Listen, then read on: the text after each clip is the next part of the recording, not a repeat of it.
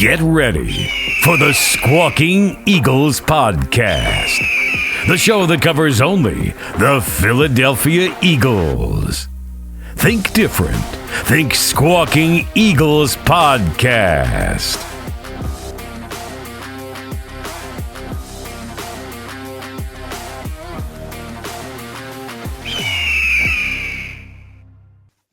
And welcome back to the Squawking Eagles Podcast, Season 4. I'm your host, Mike, and I'm joined by Miguel and Mark. Where we talk.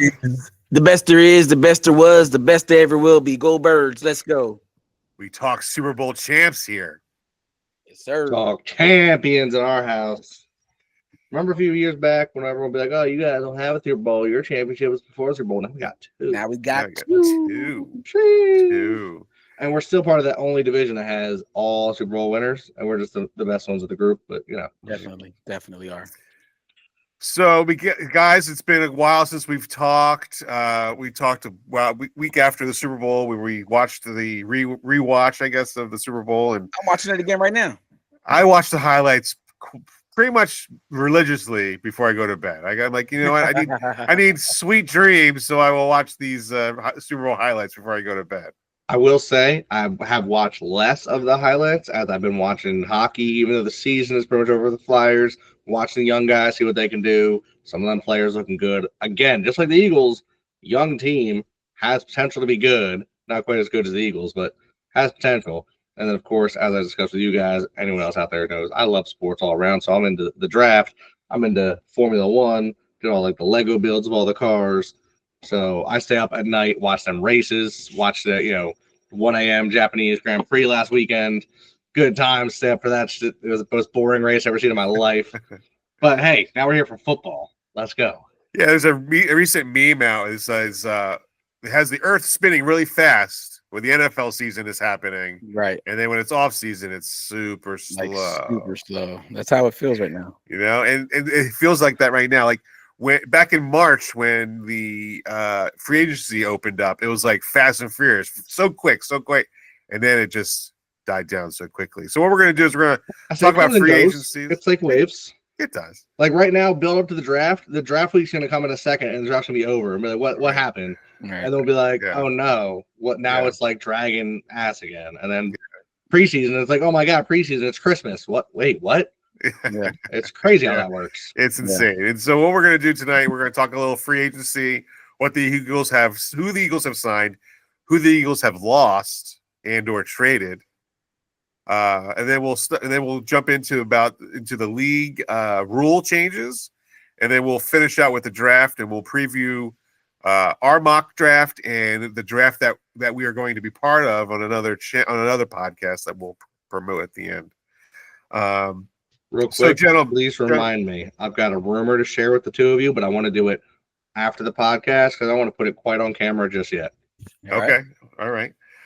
So free agent signings. The Eagles have, we all do. They've had some free agent signings. They've lost some free agents. So let's talk about let's talk about the additions rather than subtractions right now. I think we should first talk about the most important signing. So what's your most important? What do you think the most important signing was? Zach Bond,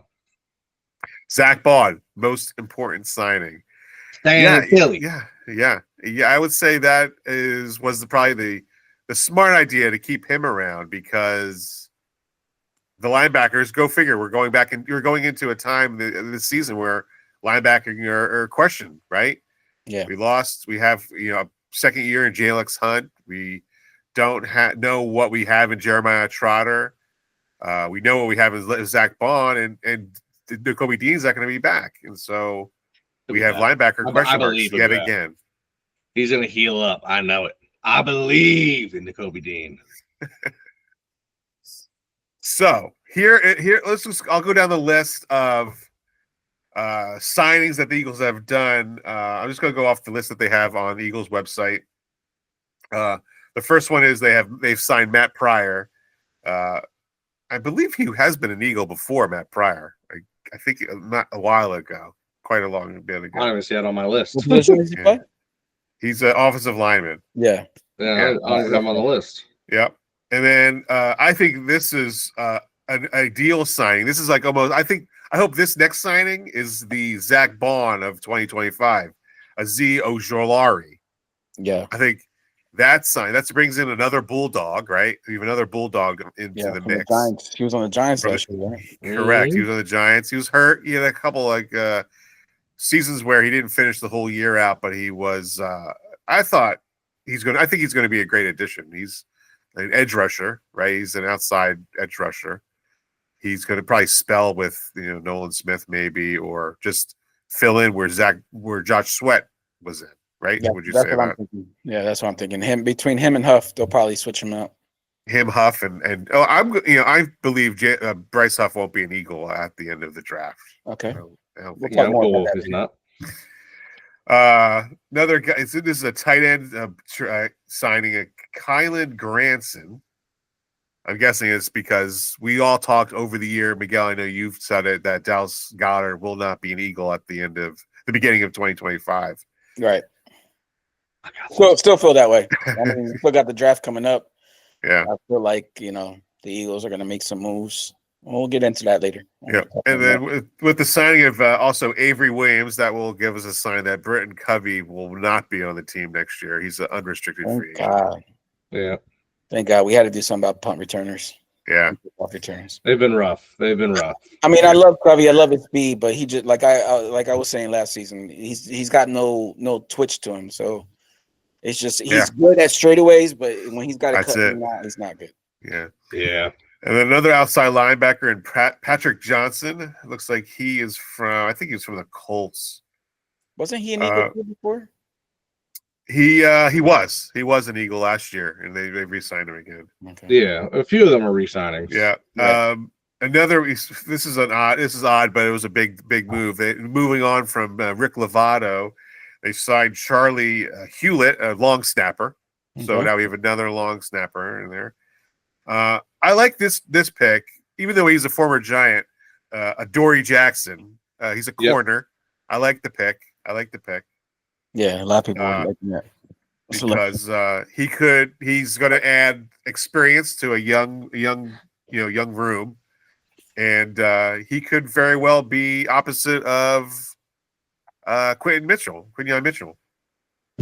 Yeah, I think Keely Ringo going to be there, but yeah. Yeah, and all these are all 1-year deals. These are all like bet on me deals here. Right. Another tight end was Harrison Bryant from the Raiders. Another linebacker signing, Joshua Uche from the Patriots. Another linebacker. I think that was a good signing as well. AJ Dillon, adding some depth to the running back room, and yet another huge guy who could squat, I don't know, 1,000 pounds. 700 pounds. The dude can squat, and like the crazy amount of squats that between the two running backs and the quarterback is insane. Wasn't his name like Quadzilla or something like that? Quadzilla, yeah, Quadzilla. Yeah. We got to come up with a nickname for that running back room right now. 100%. The Quad City DJs or something. The Quad City RBs. Yeah, right.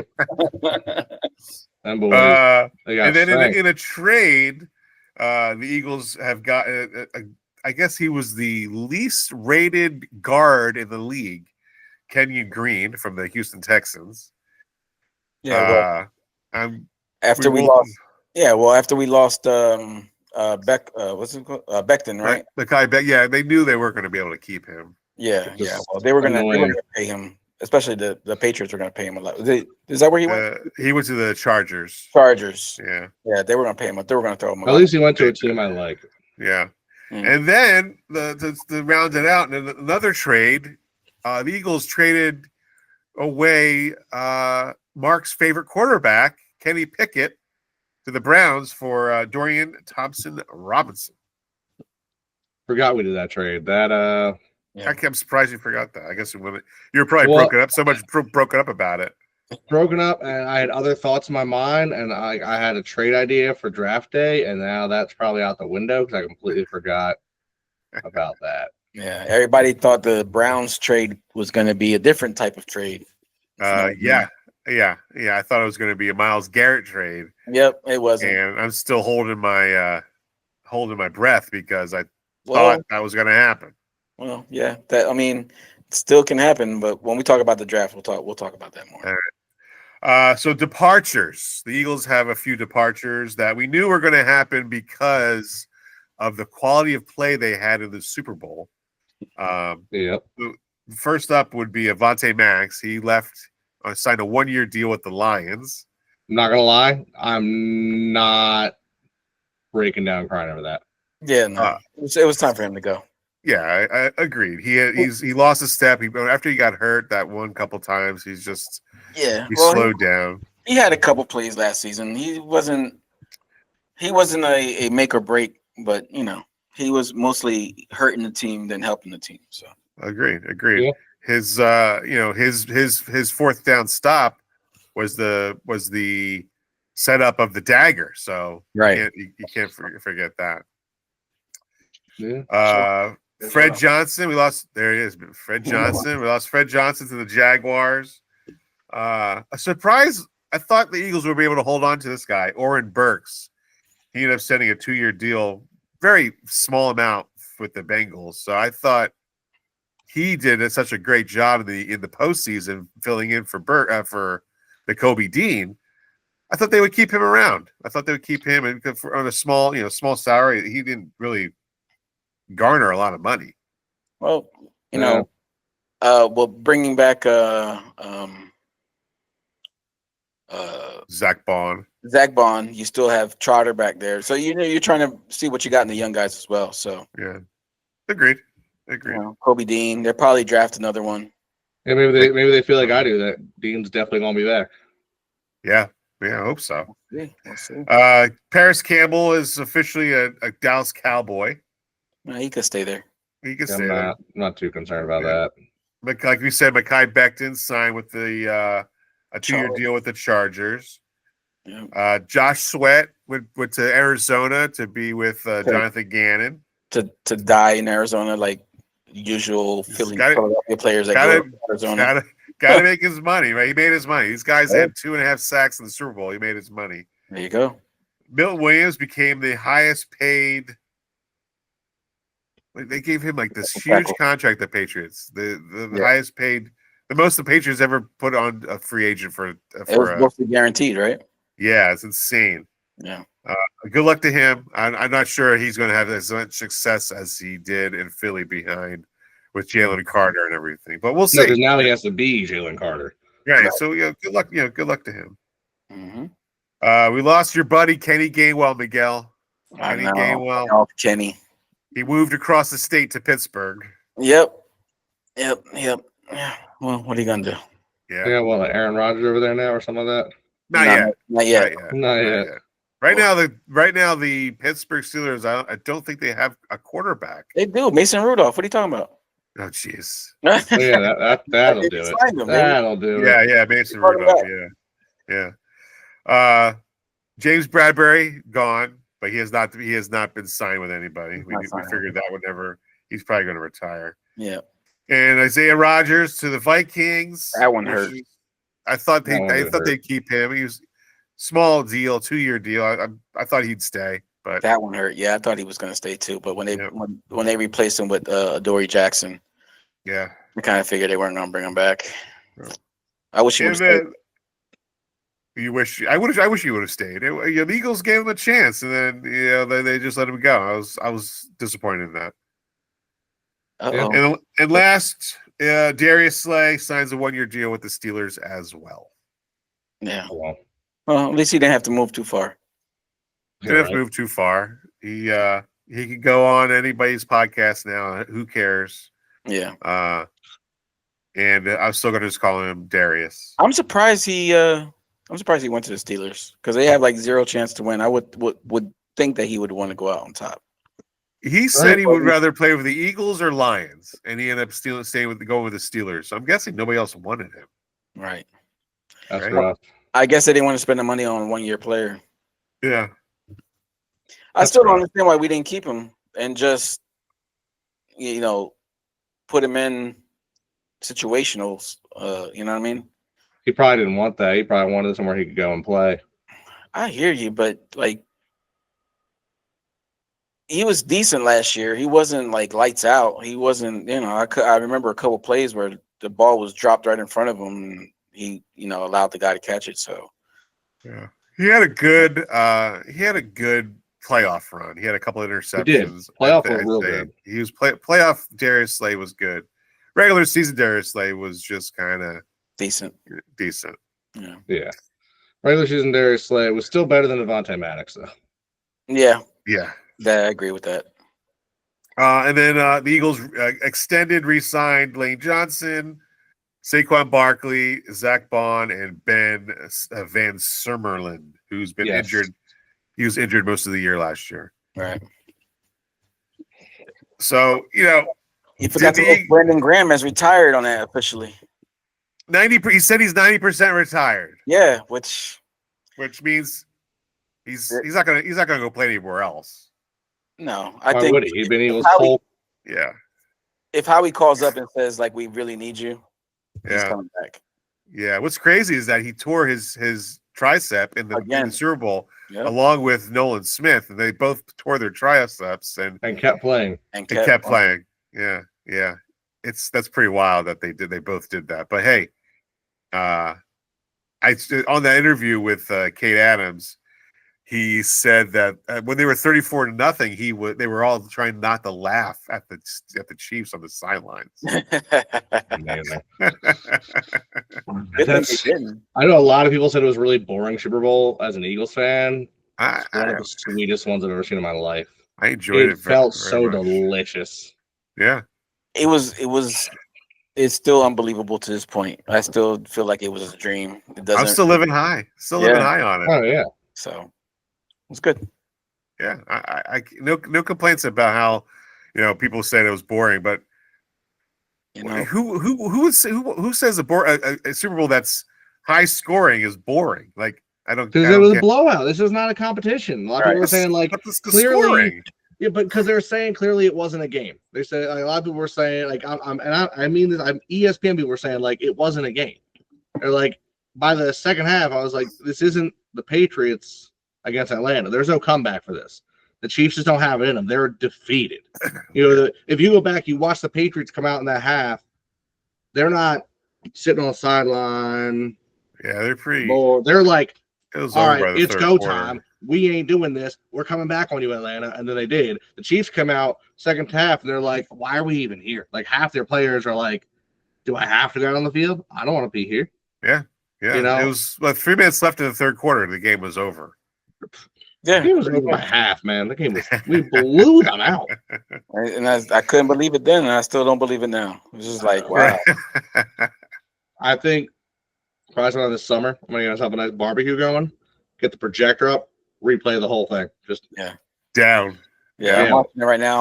It's at 17-0. Cooper DeJean just returned a pick 6. Beautiful. Yeah. What a birthday he had. Yes, he did. Honestly, you gotta think in your life, all the greatest birthdays you ever had. Growing up, being a kid, probably your best birthday somewhere in your mid-teens, maybe like early 20s. That kid just had a birthday that will never be matched. Yeah, like pretty wild. No, unreal. They say you never forget your first, but the second, that's where you enjoy it the most. Yeah. A lot of comments from like AJ Brown and Devontae Smith. They said, "Yeah, it felt good," but then like the next day, they're like we're like, okay, we're done with it, and let's move on. And Nick Sirianni was been saying, "Yeah, like we celebrated and we've turned the page and we're ready for next year." Like, my favorite thing I heard was an interview with Mailata where he was like, "Yeah, Stalin had us in the next week to do film study." Vic Fangio said it was unexcusable to give up 22 points. Yeah, it was 100%. We blew. There was no reason to give them any points. Yeah. Is it true that the Eagles pulling their starters is the first time ever done in the Super Bowl? Yes. I think so, yeah. That's wild. Yeah, bro. We literally trounced on them so bad that our backups got like decent amount of experience. It wasn't like I'll play. There was Right. full quarter. Kenny Yeah. Pickett has more Super Bowl throws than half of the star quarterbacks in the league. I know. Did you love that? Crazy. It's great. So what would you give the Eagles grade, gentlemen? I guess let's give the grade of so far this postseason this postseason grade for what they've done in the free agency market. Because they were, for a while, they didn't sign anybody. They waited for the second wave to come through. What would be your grade for them this postseason so far? Go ahead, Mark. Okay. I'm gonna go with a B minus. Okay. The positives being Zach Bond, Ozalarji, a couple of players here or there. However, I'm a little iffy on some of the other guys. I feel like there was some other talent out there we could have gone after. And I think there's some home talent we could have done better to keep. Look, I know some of the players went out and made bank. But it's like, it wasn't the best free agency we've ever had.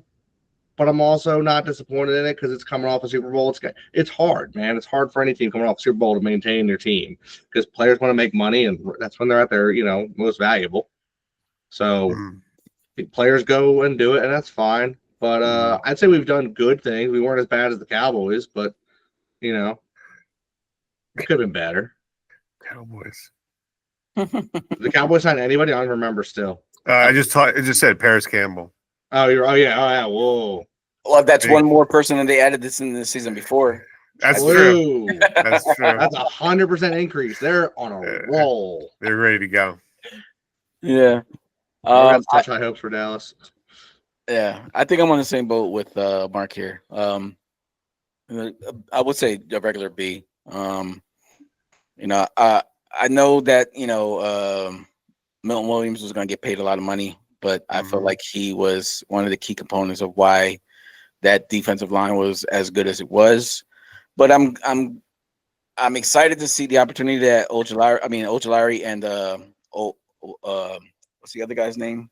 Omo Jomo or whatever his name is. Ojomo, yeah, from Moro Ojomo. Yeah, I'm excited to see what he's going to bring to the table. Maybe he's a new piece that we don't know about. I also wanted to keep Mekhi Becton. I felt like keeping that line together is gonna be clutch. But I understand that we also have the backup. Can't think of his name. Tyler Steen. Tyler Steen that needs to play. We need to see what he brings. Brandon Graham was talking highly about him and said that he's gonna be a decent player as well. So I'm excited to see what he brings to the table. But if that doesn't work out, the Eagles did go out and pick up that other guard, and he's going to go to Stoutland U, and he's going to become probably a key piece if they need him. So yeah. We'll see. Yeah, I hear what you're saying, but signing all these guys to 1-year deals and hoping that they're going to have career years in those 1-year deals. You can't. You're gambling. It's a huge gamble that they hope is going to hit. So I leave a C here because I know they traded C.J. Gardner-Johnson. Okay, and you got the lowest graded guard in the league. He's obviously was a safety and a guard. They traded CJ, right? Yeah. And they got a guard in return. And I see what you're saying. I missed that. Okay, yeah. Okay, he's the lowest graded guard in the league. And so, yeah, he's going to go to Staten U. Is he going to be Mekhi Becton that was last year? No. I don't think so. I would have loved to keep Mekhi Becton just because of the effort that they put in to resurrect his career. Put a little bit more of an effort to keep somebody that you put this time and effort in, and just to let him go. is that really good management? I realize they're thinking further down the road, right? They know Jalen Carter is going to get paid. Nolan Smith has to get paid. Jordan Davis has to get paid. Even Cooper DeJean and Quinyon Mitchell. I know they're thinking that far down the line. So do they trade CJ now? Yes, they can and get somebody in return. Do they not? Do they keep on, but they have to let those other guys go? I understand that. Yeah, I mean, like, that's the one that comes back, because me and my buddy were talking earlier about it. There's potential. Good potential. Yeah. That Jalen Carter ends up being the highest paid player in the league. Oh yeah, that's something I've heard on WIP as well. Now, I hope, with crazy Philadelphia fan optimism, that being surrounded by his dogs, being on a team with success, maybe he meets with Laurie, meets with Howie, goes, hey, pay me, but maybe it doesn't need to be record-breaking. Maybe it just has to be up there with the top 5, because you know what? I would rather win than just be rich. And my brain is praying for that. Yeah. Like, if they can sign D, I hope they're doing it right. And I hope, obviously, Jordan Davis is older. They're going to sign Davis before. They're going to have to sign Dean before. I hope they sign them, and I hope they kind of have the dogs have a meeting and say, hey, we got a good thing going. We won, hopefully, by the time Carter signs, maybe 2 Super Bowls. Just saying. You know, they go, what are we doing? I mean, we want to keep you here. How can we make it work? Well, I mean, you know how he's going to figure out a way, right? I mean, look at what he's done with Lane Johnson's contract. How many times have they restructured Lane Johnson's contract and just given quite a few numbers? So, Howie's going to find a way. Yeah, he does. He will find a way, and it's a precaution in case he doesn't find a way, and he's going to want a lot of money. That he's going, they'll have it. And and also with the way that Howie does it. He does a lot of these contracts where he's kicking the can down the road, right? Because he's always anticipating that salary cap is going to keep rising, and it has steadily been rising. Right? Thankfully, it's been rising, but there has to be a time where the can can't go down the road any further, and all these guys are going to have to be restructured or paid, or you're not going to let go. Or let go. You're going to have to let him go. Look, I am positive that sometime in my life, I'm going to have to go through a few years of being a sad, sad fan again. Oh, it's like what we've been through for a long ass time. You know how long? I don't know what you're talking about. You know how bad the Eagles were before? It's just like Rich Kotite years. Like the Eagles have had 2 losing seasons in my life. Like that's ridiculous. Like to have that like in your back pocket is like ridiculous. Actually, I don't know. I'll just look up. I'm sure it has it. You've lived the golden years of Eagles fandom. We've lived the garbage years of Eagles fandom. I'm not a lot of garbage years. I'm not that much younger than you. I'm not that much younger. All right, hold on. You are, Mark. How old are you, Mark? 33. Okay. Yeah, we are 13 years older. Yeah. I'm 13 years older than you. Okay. That's 12 not years that older. much. 12 years older. That's 12. 12 years is a lot, Mark. Yeah. 12 years is a lot. I know. If I'm 12 and you're 1, I'm not hanging out with you. No, exactly. But I know a lot of people who are married with a bigger age gap than that. Well, that's something else. That has something different to do with that. I'm just saying. So, all right, hold on. Let's just see. Oh boy, here we go. I'm trying to find it. All right. Eagles. Oh, jeez. Losing seasons since 2000. How about that? Not that I was born in 2000. 3. All right, they are 242, 160, and 2 since 2000. That's not bad. Since 2000. All right, let's see. 1, 2, 3, 4, 5. They've had 5 losing seasons in 25 years. 25 years. I've had my ups and downs. You've had your ups and downs, yeah, and they weren't like back to back to back to back either. I mean, there was a couple. We had the where was it here? We had the one where we were like, The 3-13 season. You're not going to make it. You're not going to make it sound any better. 7-9, 7-9, back to back here. You didn't have to deal with Rich Kotite. You didn't have to deal with Bubby Brister. Bubby Brister. Yeah, Bubby Brister. You didn't have to deal with what was the one guy we drafted? The defensive guy, Mike Mamula. Mike Mamula. Oh my gosh, so many bad. Oh wait, hold on. I can go further back and check. All right. So we were at what, 5 in 25 years? Yeah, 5 in 25 years. Yeah. All right, so hold on. Then from 2099 was a losing season. 98 was a losing season. That was right before 7. That was Ray Rhodes' years. Yeah. 94. That's 93 was tied, and the year I was born, we were phenomenal because, of course, we were. So 9 losing seasons in my life. It's a rough time. That's tough. Yeah, not gonna lie though. How crazy is that in comparison to like the Jets or the Browns? Oh my They've God. had like an opposite number. Yeah, just decades of. How do you? Oh God, that's disgusting. The Browns owner has finally said it was a big mistake giving Deshaun Watson that contract. Do you think? He is finally admitted to it. So, on that note, we're going to take a break, and we will come on the other side and start talking about league rules and league rule changes. All right, we're back. You know, the Eagles have had a lot of controversy towards them about a certain shove move. And shove play. The brotherly shove. It's like they're talking about a lot of tush push these days, and certain teams have requested it be denied and changed and banned from the league.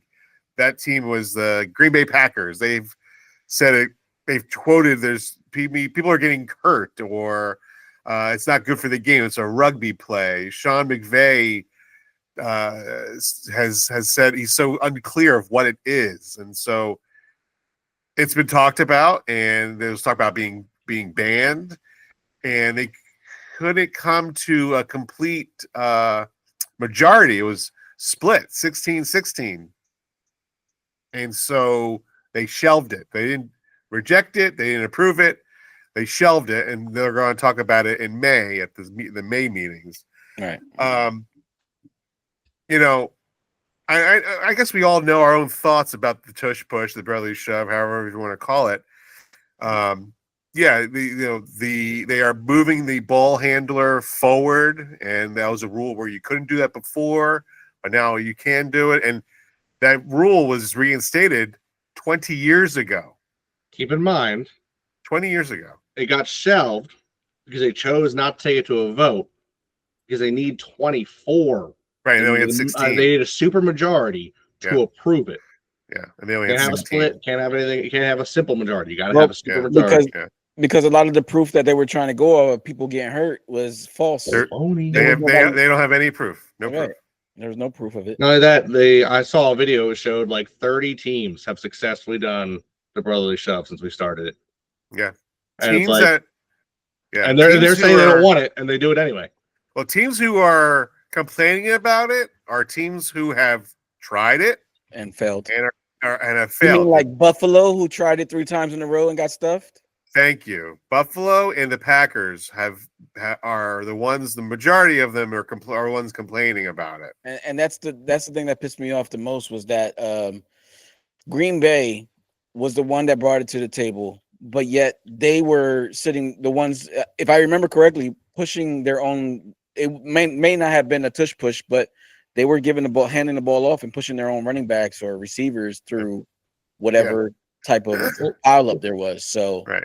Before that game, you weren't allowed to push the runner or the ball handler forward because it was a rule. You couldn't do it. Right. And they stopped it, and then they reinstated it 20 years ago. It's only taken the Eagles 20 years to figure out how to take advantage of it. So real quick, let me just go over the list of teams who want to ban it, okay? And let's just think about each team and then their quarterback as I go through this list real quick. Yeah. So obviously the Packers. Jordan Love, not the biggest, toughest guy out there, right? Right. Injured a few times. doesn't really, maybe they're like, hey, he probably can't do it. Now, Buffalo, I'll give it. Josh Allen's a big, tough guy. I wouldn't be surprised if he personally wants to keep that play. Yeah. Because he definitely got that first down, Chiefs refs.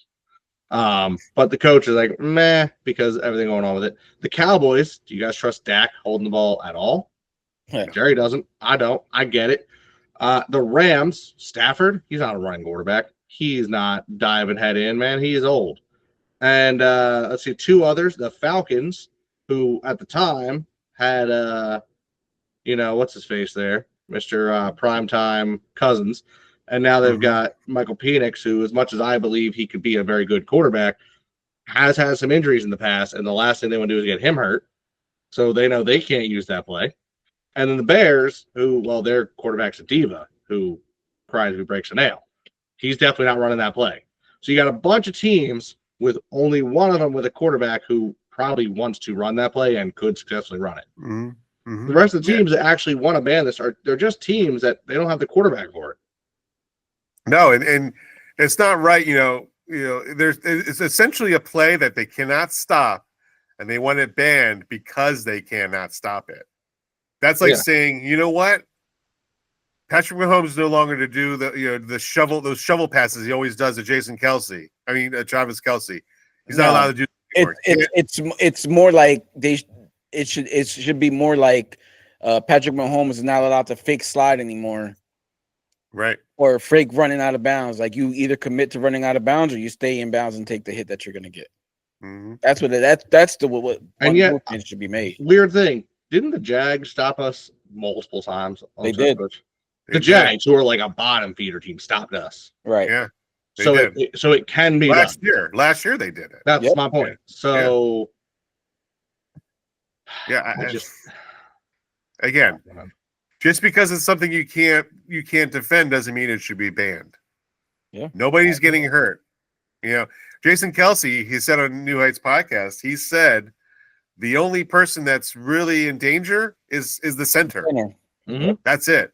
And he didn't he didn't complain about getting hurt. I'll tell you who's actually in danger as well is Hurts, because the way these players are making attempts to tackle him now. Well, they're just seeing them rip at his helmet. Look at when Dallas jumps over and just tries to grab his helmet, or the commander's trying to dive headfirst into him. Like, that's some crazy stuff. You can't be doing that. But those are the illegal parts of the play. That's not even the play itself. That's the defense. You're not allowed to dive over head first like that. You can't be using boosts like that. No. You can't rip someone's helmet off. Nope. But they want the tush push ban. It's like, I want you penalized for trying to hurt somebody. Get good. Get low. Push back. Yeah. Or draft that big guy from Florida. That guy's huge. What a unit that guy is. Tackle. He's like 6'6", 460 pounds. The new fridge. Is 30-second pick overall, huh? There you go. Might be. Goodness. You clog a line with him and Jordan Davis, and you put Jalen Carter between the two like a nose. You go like a 5'3" bear stance. And you got Nolan Smith on one side, and you got Jalen Carter on the other. As an O-lineman, I just stand up and quit. Like, what do you want me to do? You're gonna block, Who are you gonna block? And if it's a run play, how you gonna move? That's all. Like we're all talking about right now is like the whole thing is the momentum, the push. Like a lot, like they actually asked Neil deGrasse Tyson about it. He goes, bro, it's momentum. You've got more weight, and they know when the play starts. That's why the tush push is so good. You have big beefy D linemen like that, it's not gonna work as well. No. They got to draft to stop it. They just have to draft to stop it. You know what actually is the reason the tush push is so good? Aaron Donald. Aaron Donald got drafted. He's an undersized D lineman, but he was one of the best D linemen to ever play the game. Right. And so everyone went, oh, speed kills. We've always known that, but even on D line?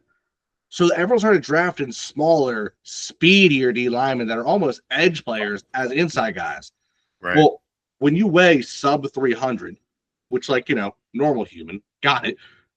But you're going against O-linemen who are 320 to 380. You're going to lose that battle. Like, you're going to get pushed around. So of course you're going to lose. And because you go back in the day, D linemen weren't as small. D linemen were almost as big as O linemen, sometimes bigger. Now the average D line is hundreds of pounds lighter than the average O line. Yeah. They're going to get pushed around. Yeah. That's why Jordan Davis is an outlier for us. That's why I'm glad we have him. That's why this guy from Florida looks crazy. It's like, wow, he's a specimen of a human. It's like, yeah, because you drafted small guys. Yeah. Just how it's going.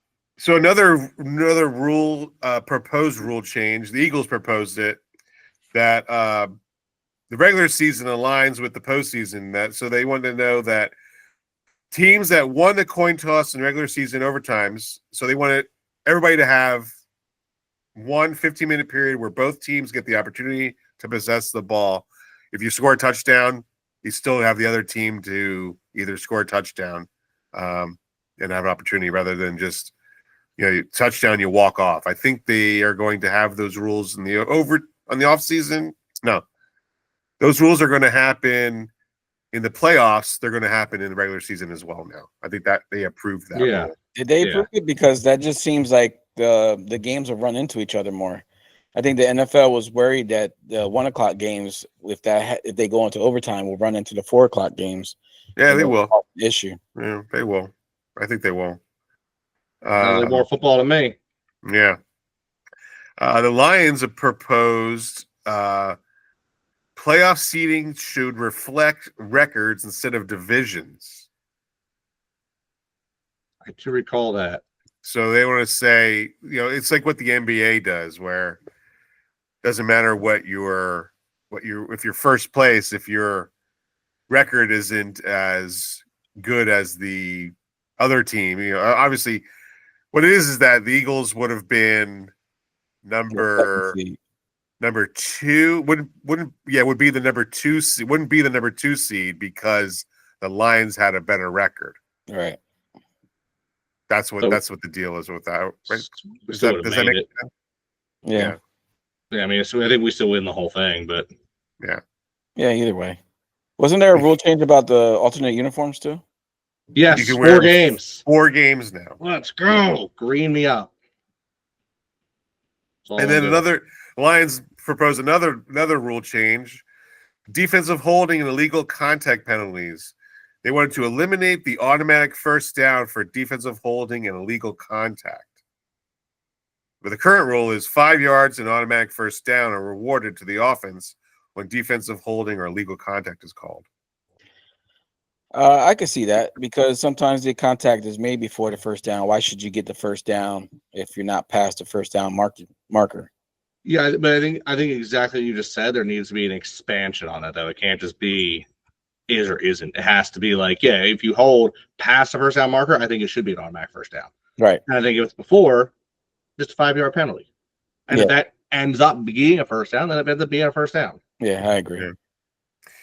And then the NFL plans to recommend the use of virtual measurements. So they're still going to have the chain gang, but they're going to use a 14-camera system that monitors 24 points on a player's body. They're going to have chips in the footballs and 18 other specific cameras around the stadium. The NFL will recommend that the virtual measurement is the primary way to determine first downs beginning in the 25 regular season this year.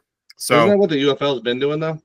The UFL has been doing that, and so they're going to take it, and now they're going to use it in the NFL this season. Cool. Yeah, because I've heard it's doing really well there. I haven't watched those games, but I've heard that's like people are really happy with it. Although I've also heard people really like the fact that, like, in that league, apparently everything the refs say is broadcast. Like, it's very open book. Yeah. That's I wish the NFL was that open book. Yeah. And then they're also going to have expanded replay assistance. So they will discuss expanding replay assistance to include certain penalties such as face masks. Ooh.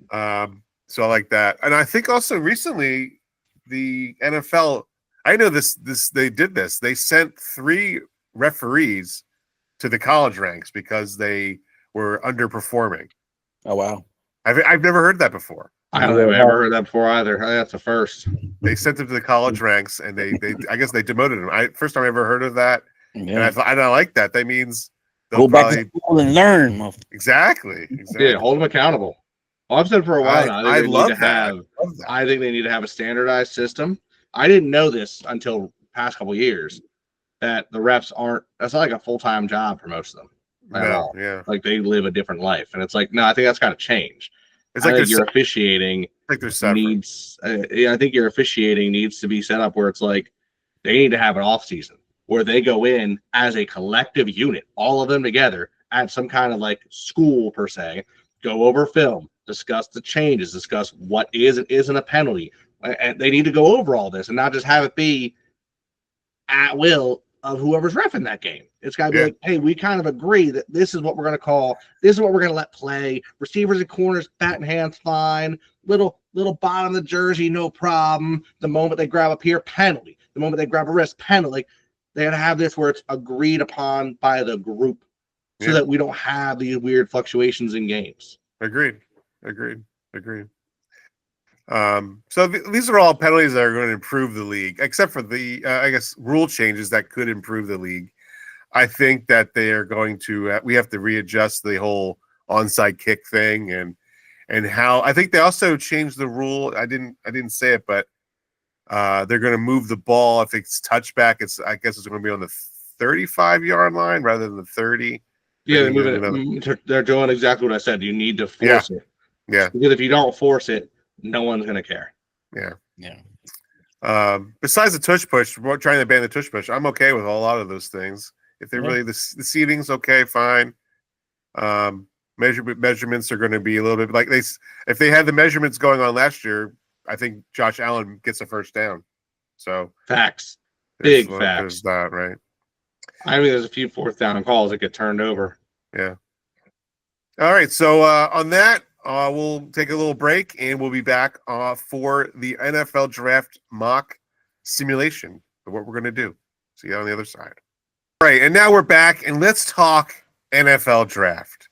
So just recently we were invited to join a massive online podcast that they're going to do live, I believe, through a New England Patriots content provider. The name is escapes me right now, but Mark is going to be representing us on their draft. They have 32 teams representing. They're going to go through the draft. Really, it's going to be like a 3-minute draft pick. There's going to be trades as long as the other team accepts them. I asked Mark because he's more into the college draft than Miguel or I. And so, Mark, what's your theory? What's your thoughts going into this mock draft? So, for those who don't, obviously, you're hearing from us about it. Judging by the current state of conversation of the other people participating in this, any thought I've had of mock drafts, of NFL drafts, has pretty much gone out the window because people don't seem to be thinking with like a calculated thought of what their team truly needs. I'm guessing either A, most of them probably aren't diehard college football fans. They know the highlights. Or B, they want sparkle. They want stardom. They want, cool things. I'm interested to see how the whole draft plays out. I think the first round is going to be a nightmare. I think you're going to see a bunch of players who should be a first round pick drop because people aren't going to be taking the O linemen, the linebackers, the safeties. They're going for the star play. They want the receivers. They want the running backs. They want the quarterbacks. I honestly, back of my head has always been, if we draft anything as the Eagles and in this mock draft ourselves, it's going to be interior. It's going to be O or D line. That's just how we go. That's how the Eagles motion, our train moves, is through the trenches. All right, we dig a trench, we put our boys in it, and they plow on through to the next game. And that's where my mindset's going to be. Now, I could be a little hectic. If idiots are idiots, if things go silly, and some players fall who shouldn't, I might reach for a star linebacker or safety. I might take a corner. there's a whole lot of options out there. Like I said, I'm looking through the conversation they're having, and people are talking about the running backs they're taking. There's only one running back, I believe, it's supposed to be taken in the first round. I think 4 are going to go. Like, okay, fine by me. I was wondering if you were reading any of their. Oh yeah, I'm just not talking. Okay, I'll let you do the talk because you got the picture. I don't got the explaining the pictures. I just read and react. I'll tell you what. I hope they listen to this podcast. I hope they know that I'm not deliberately calling anyone an idiot, particularly, just saying in general, because I'm being a Philadelphia fan and I'm an asshole. I digress. We're just here to have a good time. It should be a lot of fun, though. I think it will be. I think it will be. I think it's going to be really hectic. I think it's going to be really chaotic. I have a feeling it's going to take way longer than they think it's going to. So a lot of fun. So the podcast that's running, it's called Patriots Focus, and he's teamed up with I believe it's called DBA Football. I don't know if you follow them or not on Instagram, but the two of them are going to work together, kind of to get it moving. But I think they set the time like 3 minutes a pick. You're allowed to trade. You're allowed to discuss. You're allowed to stay on as much as you want, to comment, to talk about the pick that you did. So it's the first time I've been asked to do something quite like this, and I'm sure it's going to be interesting. I think it's going to be quite hectic. Like if it's as organized as the group chat is, then it definitely you can tell that it's going to be a little bit hectic because they're all over the place. Yeah. If the Dallas fan talks as much in the actual chat or in the podcast as he does in the chat, we're never going to pass the Dallas pick.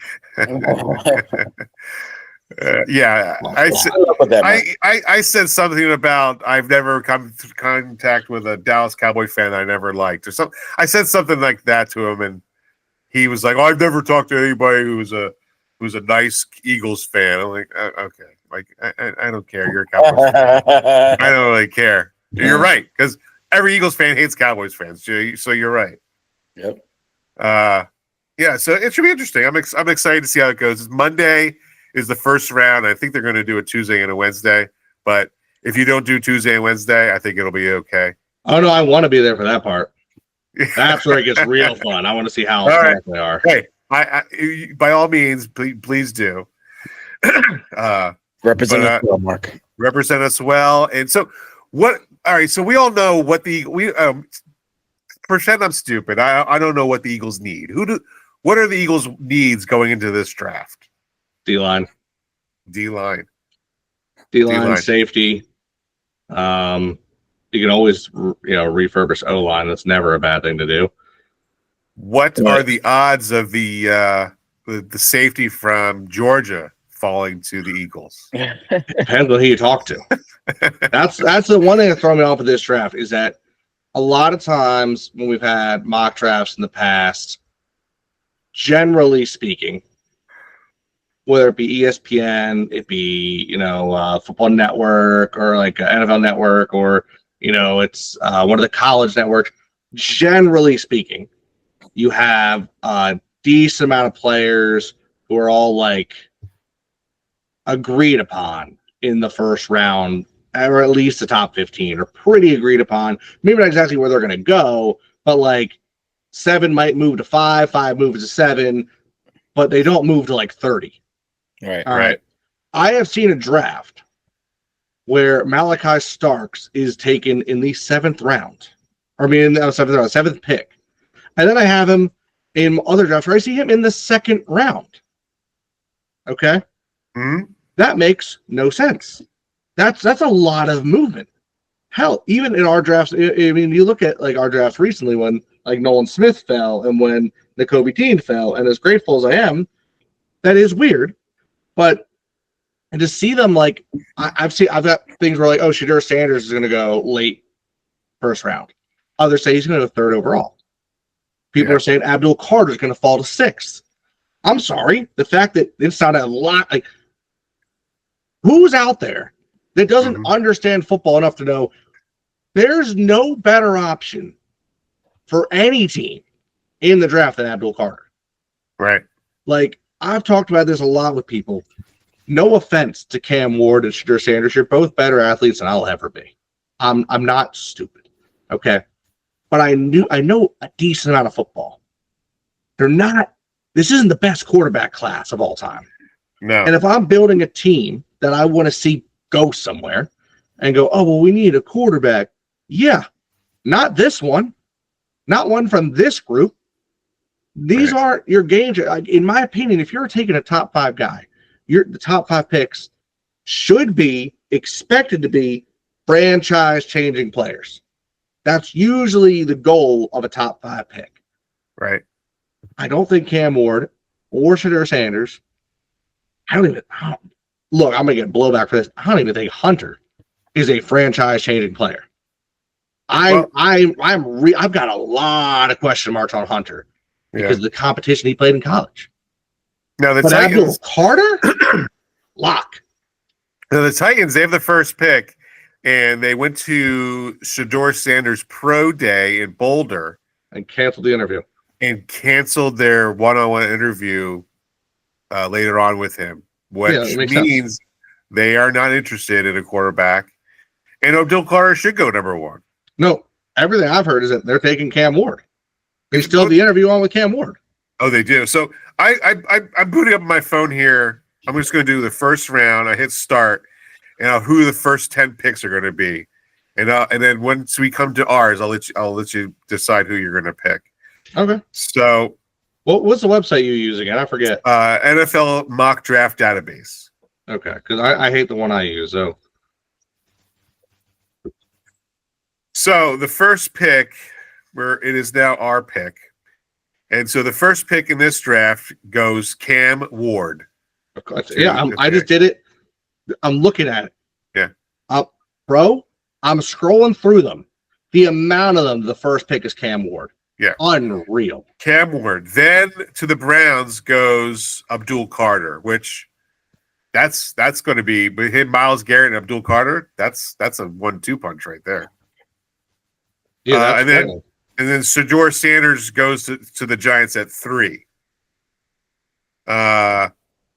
Gentry to the Raiders at 6.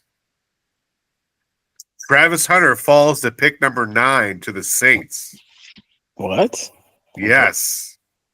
Right? I can see it. I mean, they do like using two-way players, right? They do. They do like those gadget players. Let's see. Anything crazy here? Nothing really. I'm sorry, you said the Raiders took Genty?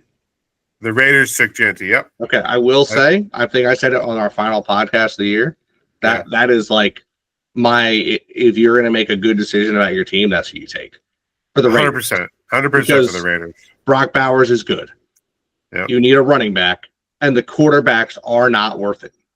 Right, and you have Pete Carroll, and then you got Smith with Pete Carroll again. So you know what you have, what you got. So it's solid to get a good running back like that. Get a receiver, get some OD line, and a couple of years from now, suddenly you're a team. Yeah. So I'm scrolling here. I don't see anything that is crazy here. The tight end from Penn State is his name Warren, right? Yeah. He goes 19 to the Tampa Bay Buccaneers. Okay. Edge rusher Walker from Georgia goes to the Steelers. Let's see. Oh, the wide receiver Ohio State Egbuka goes to the Chargers, which that's a good thing for the Chargers. I right? can't imagine the Chargers drafting another first-round receiver because they keep sucking at it. But that's a good call. That's a good call. I think Herbert smiles that day. Right.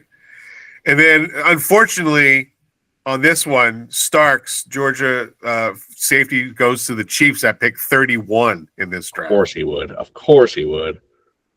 So what's left is Kenneth Grant is a defensive lineman from Michigan. Josh Simmons. Jackson Dart. He's a quarterback. We don't need. Is Derek Harmon available? I was going to say next one is Derek Harmon. He's the next on our list. He's who you pick. He's projected a top 20 pick. If he's still available at 32, he's locking him in. I understand. Again, Oregon bias. What'd you say? Miguel? D tackle. Okay.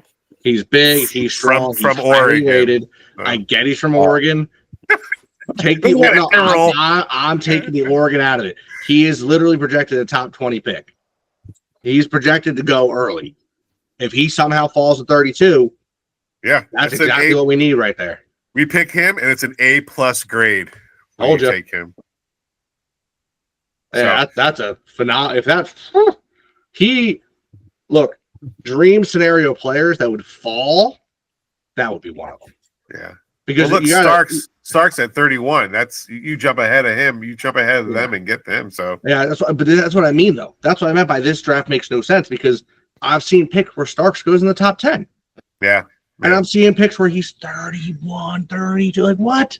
Yeah. How do you do that? How are you all over the place? Like I said, typically, like if you go back a few years and you look at, like the Jalen Carter's draft, everyone thought Jalen Carter would be a top 3 guy. He had the off-field issue, and they said, okay, he's still top 10. He's still top 10. These players aren't going through anything like that. No one's getting a phone call saying something big happened, someone broke an arm. They're just all, well, he could be first, he could be last. He could be a day 2 guy. He could be a top 5 pick. And it's like, why are there so many questions? Because I'll be honest, if I were to make a graph right now to show you the players, almost like Madden rating. Let's do Madden ratings real quick, a little understanding. If you were to say, hey, Mark, make Madden ratings for the college players that come out next year, okay? Yeah. You're going to have Malachi Starks at like a 76, 77. You're going to have Jalen Walker at like a 78. You're going to have Derek Harmon like a 77. You're going to have like some of these guys are there.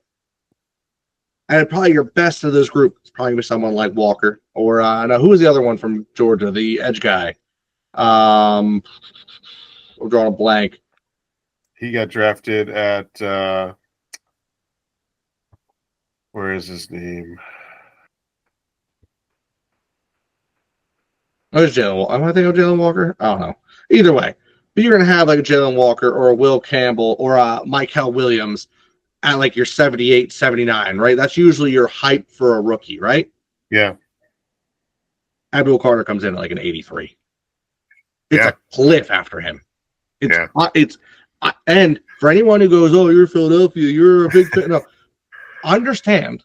There's a reason that Miguel rolls his eyes when I mention Oregon players. There's a reason that Mike laughed when I mention Oregon players. Yeah. I'm not a Penn State fan. I support them for my buddies locally, but I'm not like, oh, yeah, rah, Penn State. I don't have a We Are flag back here. I've got Oregon blankets and Oregon jerseys and Oregon flags over there. Yep. I ain't got no Penn State stuff. I think the only Penn State thing I've ever had in my life was one of my friends went to Penn State. And when I had a kid, they got her a little mini Penn State cheerleader like outfit when she was an infant. That is the only thing Penn State I think I've ever owned.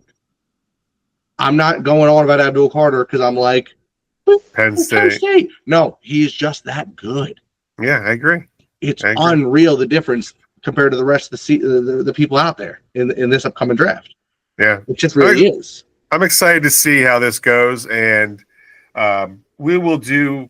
I guess we will. I think we can meet next week, and we will talk about how that went on that. And so, before we sign off here, one question for you guys. Beginning of last year, we wanted our head coach fired. We wanted him gone. Well, at least I did. I did too. I did. I wanted him gone. I wanted history. I still wanted to see what he could do. All right. I am on the books saying I will never say that again. I will not be talking any blasphemy towards the Lord Savior Nick Sirianni. But we are talking about extensions coming up. Does he get a 3-year extension? Does he get a 4-year extension? 3 years is kind of like, oh, we're going to wait and see. 4 years, that's a long time. Even though it's only 1 year, 4 years is a long time. And it looks like he's going to be getting like between $16 and $18 million a year. Get that bag. It doesn't come out of the salary cap. It does not. It does not. Do you think, one, is Nick Sirianni worth that much money for what he does? And two, should he get a 3-year or 4-year contract extension? Miguel? Well, when you plant a seed, here we go, and the roots grow, becomes a beautiful plant on the outside, right? That we all remember the first speech of Nick Sirianni, if you don't remember that. So I must say, the seed that he planted has grown into a nice Lombardi trophy. So with that being said, I mean, Dougie had his issues with the front office. We kind of lost him. Nick seems to fall in line or get along with Howie at least. So we don't know. I say give him the 4-year deal. I think he's worth it. He's brought a Super Bowl here. He's been one of the most winningest coaches, not only in Eagle history, but throughout the NFL in his tenure. So how can you just let that walk out the door? So I believe you give him a chance to prove if he's really the icon coach that Howie must think that he is. So you got to give him the opportunity to. Mark, finish us out here. So yeah, man, I'm kind of in the belief where it's like, look,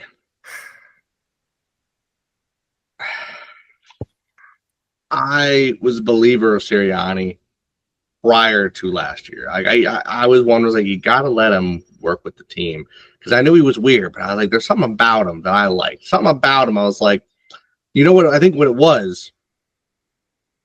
Don't hate me, Miguel. Okay, I won't. When towards the end of Reed's career, players were speaking out. During Chip's career, now you can hate me, players spoke out. All right. Dougie P comes in, players spoke out. Under Sirianni, I routinely heard players protect him in interviews. They're like, how do you feel that Sirianni did this? And they're not like attacking. They're like, you just don't know. Like, he's doing his, and it's like, that always kind of sat with me. Like, we see the TV side of it going crazy, but like, if the players could look, we know these players are divas. Someone's going to say something if they're not getting along with him in the locker room. Mm-hmm. Every time there was, him and AJ Brown are fighting. AJ kind of goes, what are you talking about? We're not fighting. Him and Jalen Hurts aren't getting along. Jalen would be like, he'd give us another quote. He'd give us a Jalen quote, and that would be it. There'd be nothing else to it. He's just Jalen doing Jalen things. And Sirianni would just be like, yeah, I'm an idiot. Let me be silly and goofy, and you yell at me, but don't hate on my guys.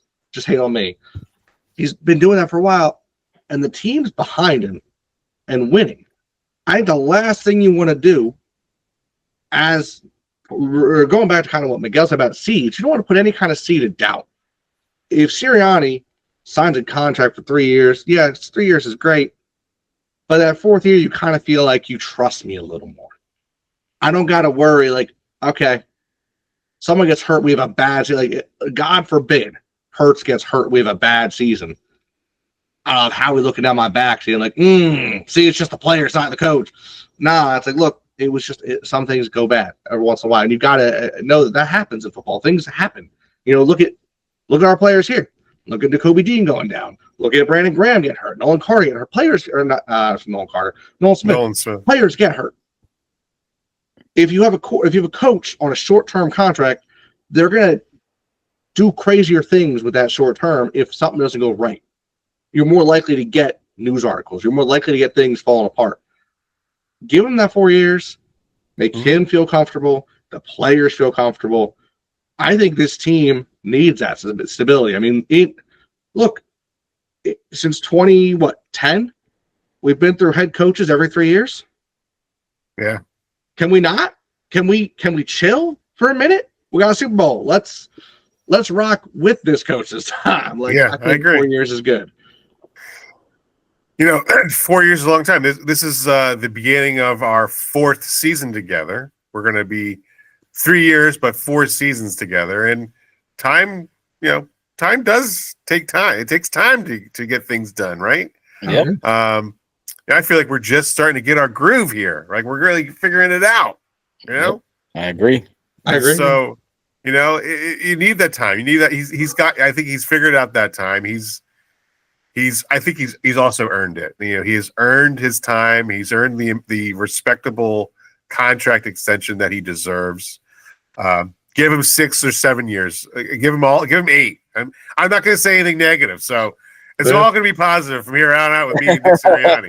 I promise you. And with one, you know what I mean? We can't talk about one anymore either. I'm going to speak respect to his name. Respect to his name from now on out.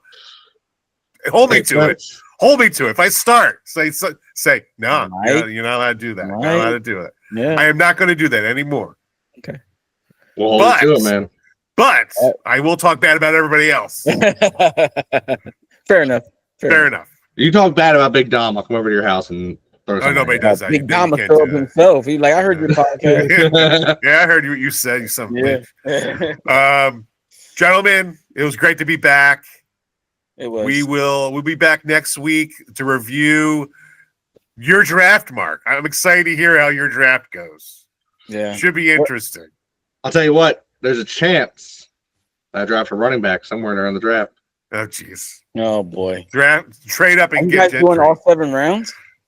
Apparently. I think they're going to do all 7 rounds. Yeah. Yeah, it's supposed to be one. So you pick one on day 1, pick 2 and 3, just like the real draft. Yeah. Should be interesting. But I'm not sure if it's live or not. I think it's all going to be recorded, but I don't think it's going to be live. Gotcha. So just real quick before we get out of here, I don't remember if it was Ian Rappaport or what's the other guy on Fox? The rumor guy. What the hell's his name? I can't remember his name. Anyway, one of them. That's Schefter. Adam Schefter. So they were saying that the Eagles have 20 picks in the next 2 seasons in the NFL. Yeah, it's insane. Oh, yeah, that's the other thing. With all the free agents that we did lose. Yeah, he's predicting that there's going to be – the Eagles are going to try to definitely parlay those draft picks into moving up in the draft somewhere or a trade with somebody. Love it. So I'm looking forward to big things. I'm looking forward to big things. I'm excited for it.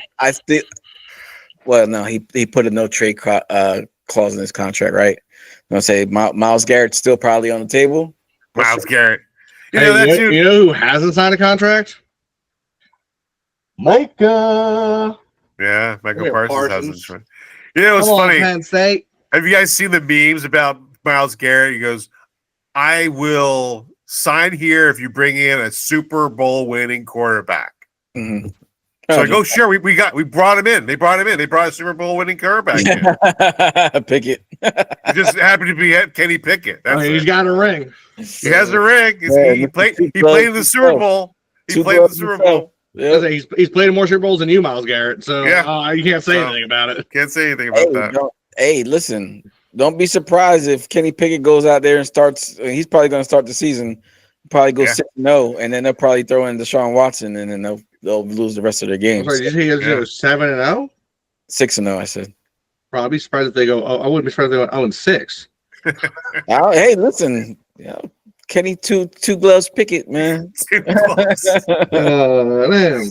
That's funny, gentlemen. Awesome time being back together with you. Looking forward to the draft. Felt good. Miguel, send us out. You know how we do. EAGLES. Eagles. Go Birds. Hey, Mike. What kind of music we gonna hit them with? Let's hit them with that Mace Welcome Back, because we on the way back today.